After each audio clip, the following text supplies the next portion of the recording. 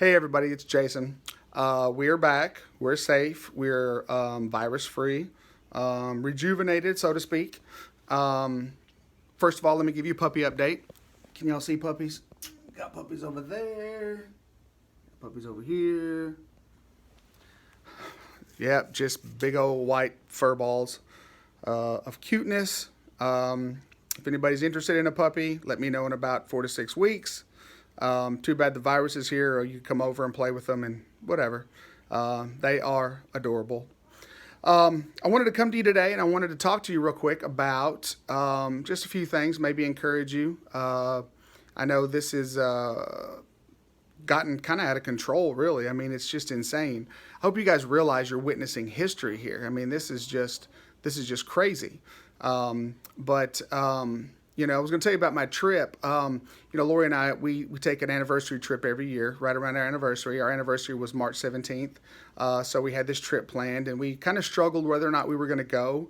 But we kind of wrote the rental place and the people around there and Chamber of Commerce, and they all said that, hey, I mean, right now everything's open. So, I mean, I would say go ahead and go.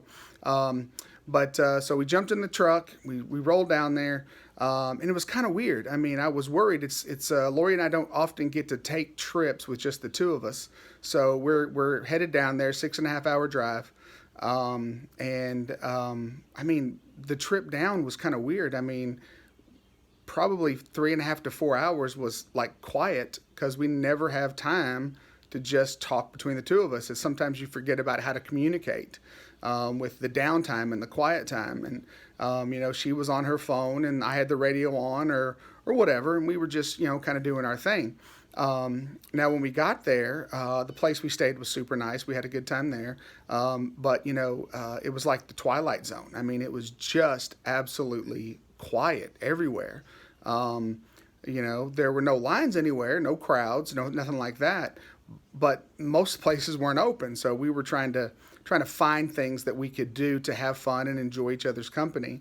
And so during that search, we started, kind of getting back into our old routine where we were able to communicate. We talked and we laughed and we had fun and, took adventures every day and went to parks and waterfalls and hiked and we went to fish hatcheries. We went into, different national forests and just kind of relearned how to communicate with each other and be together. And so it kind of got me thinking about, how are we utilizing this time? If you think about it, I feel like God maybe has hit the reset button for us. He's allowed us to stop and kind of restart, maybe this year, maybe some relationships, maybe some habits. Because if you think about it, before the virus hit, the world seemed like it was just a chaos. I mean, the politics were out of control, and the news was insane. Things around the house, I mean, it was like herding cats. I mean, you've got everybody running in different directions and excuse me, and doing different things, and everybody's distracted by one thing or the other, and so I thought, man, this is maybe if we use this as the opportunity that it truly is, and think that well, God maybe hit the reset button. Maybe He's trying to let us know that he has some things in mind that He wants out of us, and this is a great opportunity to take advantage of that.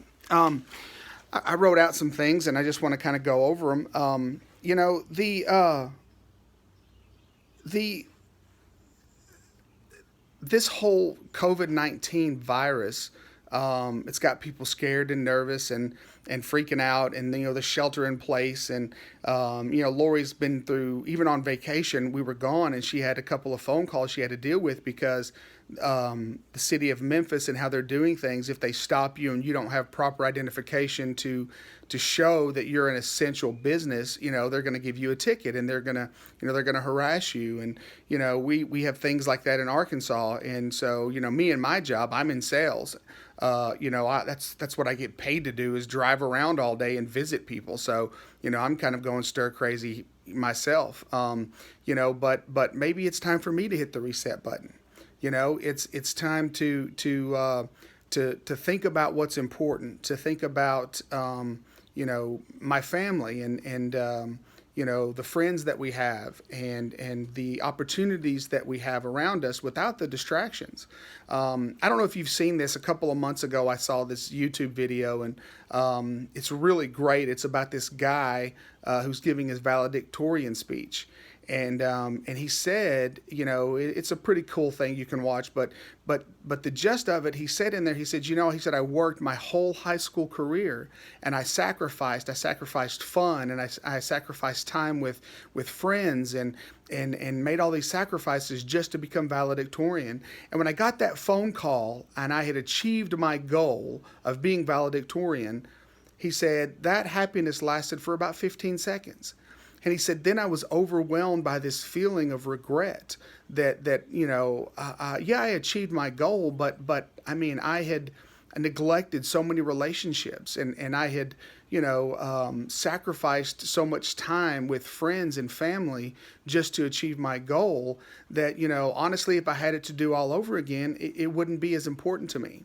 And I think that the moral of that is just crazy. I mean, what have we done before this virus hit? Now we have all this time. What are the things that we sacrificed? What are the things that we neglected, before this virus hit? Maybe this is God's big reset button to reset your priorities and to get out there and do the things that can reconnect you with your brothers and sisters and your mom and your dad or your grandparents or maybe friends if you stay with that stay outside the 6 feet circle. But I mean, I'm just saying, think about things that you could do and you could utilize this time to kind of reset your life. I know Dale and Kendall and Chris, they've been giving great messages and, about, spending more time and committing more time to Bible study and to worship and to prayer and to these things. And that's another thing, reset your relationship with God, do all these things. But it's pretty awesome.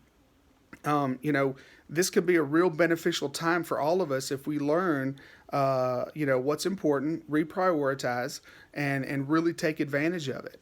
And this, I love this scripture, and I'm going to share it with you, and you may or may not think it applies, but I think it does because, people are going crazy and I'm so bored I could die. I'm so, I'm so miserable. I can't do anything, all these things or whatever. But this is applicable on so many ways. It comes from 2 Corinthians chapter 1, and I'm going to start in verse 8, and this is what it says. It says, "We think you ought to know, dear brothers and sisters, about the trouble that we've been through in the province of Asia. We were crushed and overwhelmed beyond our ability to endure, and we thought we would never live through it. In fact, we really expected to die. But as a result, we stopped relying on ourselves and learned to rely on God.